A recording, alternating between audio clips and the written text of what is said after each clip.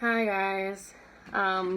This is my first lecture, so bear with me. I'm going to make it as short as I possibly can. I'm aiming for 15 to 20 minutes, both for my ability to download the video for you and also for your, ease and comfort, because I think that having long hour videos, which I could easily do, as you know, I like to lecture and talk, might not be the best thing right now. So aside from telling you this is probably where I'm going to be recording any kind of video I make for you, any kind of announcement that I do in person, and any kind of lecture, I'm here in my limited quarters I'm in Illinois, and we're under a shelter-in-place kind of almost lockdown situation.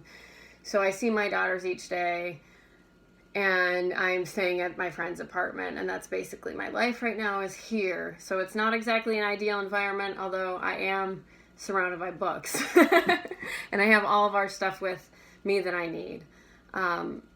So I hope that you'll bear with me, and you are certainly welcome to try to do your own videos. YouTube videos will be fine for your presentations. If you want to do little short videos, you can. This is just how I do it. I have the YouTube app, and we'll see how it's going to go. But today, I want to talk about our article here, Gosh, Boy George, You Must Be Awfully Secure in Your Masculinity, by Eve Sedgwick. We are going to pick up here. I moved the due date for our assignment, so you have a little bit of extra time, and you'll have the week, and you'll have this video, and you'll have the PowerPoint slide, which I will send to you with the video, so that you can use it to help you and trying to do the reading response for, which I might make a separate video for anyone who might need help with it. Keep in mind that this essay was written in 1995, so you want to be thinking a little bit about with that context, as many of the articles, the theory that we've been reading comes from the time periods that are not right now.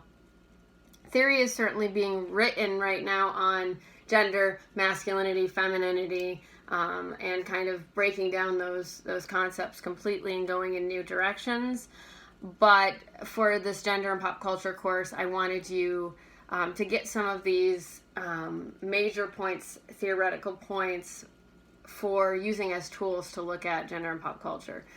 So, if you look at our PowerPoint, you're going to see a couple of pictures of Boy George.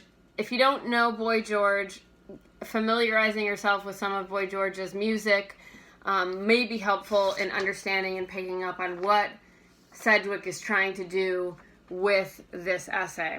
I've got to get myself here. Okay, so a little bit about Sedgwick.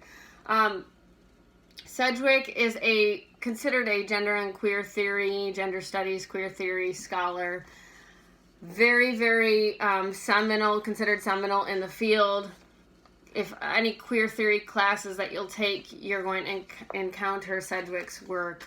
And in some ways, she was ahead of her time in thinking expansively about gender and the way that we think about gender. And she's really famous for using this term, the axiom, which we'll talk about in a second. But I've given you have on the PowerPoint some information about Sedgwick that I don't probably need to go through very much, except to say that it is very interesting that she studied Charles Dickens' work in her own PhD work, and she specifically was looking at homoerotic desire. So this is something to remember about Sedgwick as you're looking at this article, is that she's very much interested in masculinity and femininity, and those two categories, especially within gay, homosexual communities, and a lot of her work was geared toward or written about gay men. This is just something she took an interest in. But she coined two terms that are really important. One is anti-homophobic. So we haven't always been talking about the term homophobic. That hasn't been a term that has been used throughout time. And homosocial is another term. If you just think about the two words together, same-sex socializing. And so she's interested in communities that are homosocial. this is where this work is coming out of. Now, this is not an article that is about gayness or homosexuality per se.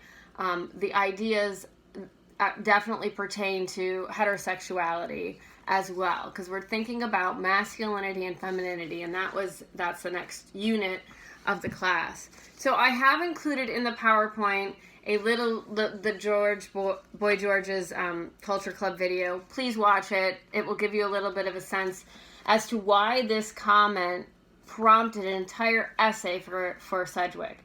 Gosh, Boy George, you must be awfully secure in your masculinity. So if you watch the video and you see Boy George's gender presentations or performance in the video and expressions of effeminateness or femininity, Sedgwick is interrogating this concept that a fan of Boy George's would say something like, gosh, yeah, you must be pretty secure in your masculinity if you can wear makeup or if you can express forms of femininity. However, the quote doesn't posit them as forms of femininity. They're characterized as by being willing to wear a feminine persona or gender representation, that it's almost a reaffirmation of someone's masculinity, that any kind of expression of femininity from a man would need to be understood in terms of masculinity. Because if you weren't secure in your masculinity, what would that mean? So this quote bothered Sedgwick, and it spurred, or she used it to express all of these kind of complex theoretical ideas about masculinity and femininity. Now, if you want to know anything about Boy George, this is coming out of the 80s. At least the music video that I shared, Boy George has created other music, but is most famous for being part of this kind of new wave movement and for expressing gender androgyny. So I have information in the PowerPoint about Boy George, and this you can kind of pay attention to. There's been some controversies around Boy George's life that I did acknowledge in the PowerPoint that aren't necessarily so essential to understanding the concepts in this article, but I did think that they needed to be put out there because, it's not, this isn't necessarily about Boy George. Boy George is the example that is being used. So that's what I want you to know as you sort of look through this. But take that quote, gosh, Boy George, you must be awfully secure in your masculinity. What does it mean? What do you think it means for someone to say that? What are the implications of saying that? Sedgwick basically comments on what she thinks the implications are saying it, and this is where it's really good to turn to some of the quotes in this first section. She wants to make a distinction here, and she proposes an axiom, and she's basically wanting to take apart this idea of security and masculinity and femininity. Maybe we'll come back to the Boy George quote if we have time. I want you to look at the term axiom. Is this a term that you've heard a lot, very often? This is my Golden Girls mug. There's only a Walmart in this town. My daughters live in a very small town. So, I'm sorry to break up the lecture, but my tea is going to help me. We're already running out of time, so I'm going to start freaking out.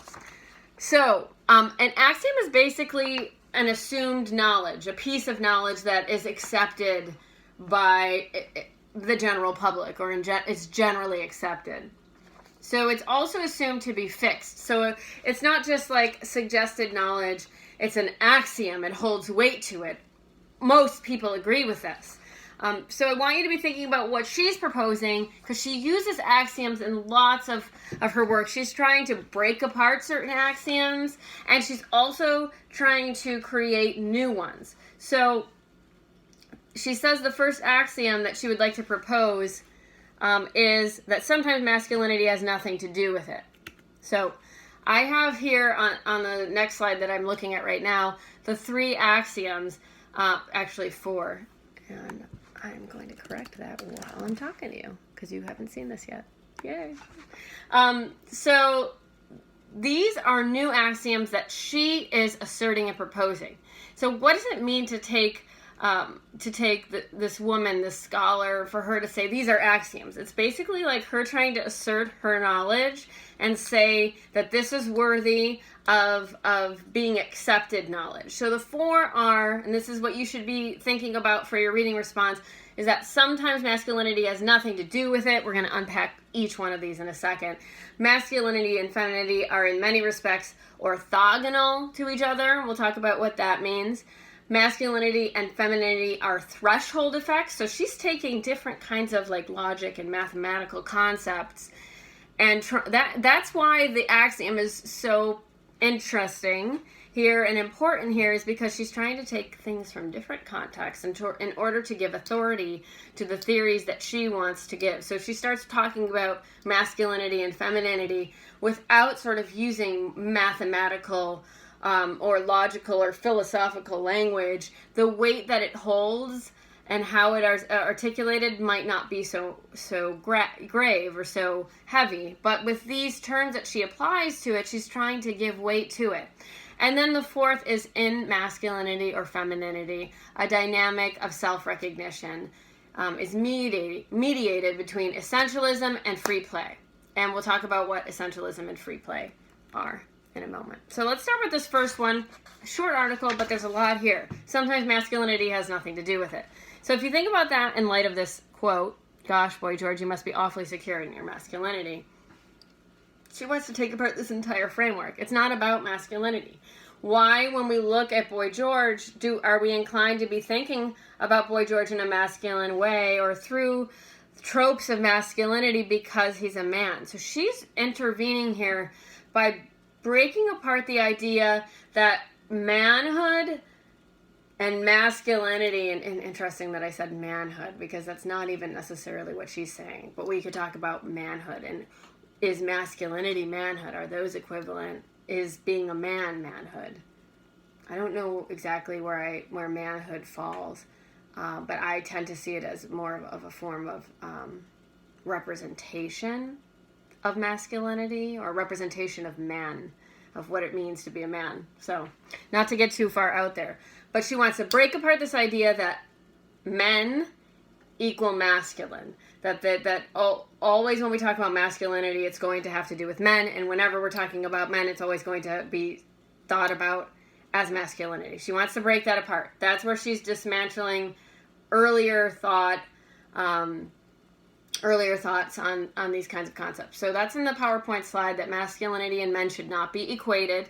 She wants to drive a wedge between masculinity and the male subject. So why do you think she wants to do this? What might be the purpose in driving a wedge between those two? What does it create space for? That's what I want you to be thinking about.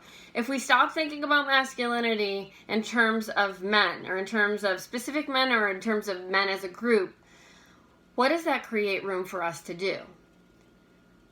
This is where I hope that your own ideas will enter into this, and maybe enter into your reading response.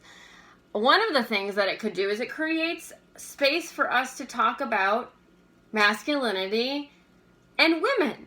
So if we're only thinking about masculinity as being like tied or glued to men, then we can't think about masculinity in any other concepts, and we also can't think about femininity with men. So by driving this wedge, she's creating room. What can we do with masculinity and femininity if they're not tied to these polar opposites? How can we think about the world, and how can things sort of be disrupted and blurred because of this? She's also trying to dismantle this assumption or presumption that, quote, this is from the reading, everything pertaining to men can be classified as masculinity, and that everything that can be said about masculinity pertains in the first place to men. And so it goes, if you extend her work, you're going to be thinking about femininity in the same way. If we're not thinking about everything that has to do with men as masculinity, and everything that has to do with masculinity as men as having to do with men, then we can have different kinds of conversations about gender, about sexuality, and that's what she's pushing toward. So really do think about the question that I posed at the bottom of the slide, that what does the intervention do? What does Kozofsky's intervention do, and what effects might it have? So if we think about Wonder Woman, and the great conversations that we had before our class disbanded on the movie and on representations of masculinity and femininity, and in some of our presentations. How does this fit in? What does Kosofsky-Sedgwick's work do to change those sort of conversations? So if we're talking about Brandon Tina and the media's coverage of Brandon Tina and all of that, how does it complicate it? Was the way that we were thinking about Brandon Tina and what the article was articulating about the media's inaccurate or insensitive depictions around the Brandon Tina story? Does this article disrupt even those conversations? Does it change it? Were we thinking about masculinity and femininity in ways that were tying masculinity and manhood and even transgender manhood and femininity and womanhood or transgender womanhood? Were we relying on that binary in order to sort of analyze the article and the questions and answer the questions that our presenters asked us? This is just something that kind of came to mind as I'm looking at this now. One of the topics, and I'm running out of time, so I may have to do two. Sorry. 2 small lectures. And in fact, I might stop here and pick up with another video, because I don't want these to, if these videos get too long, then there's going to be a problem for me to upload them. So, okay, this is part 1. We've kind of gone over the first axiom that Sedgwick proposes, and I'm going to finish that up in the next video.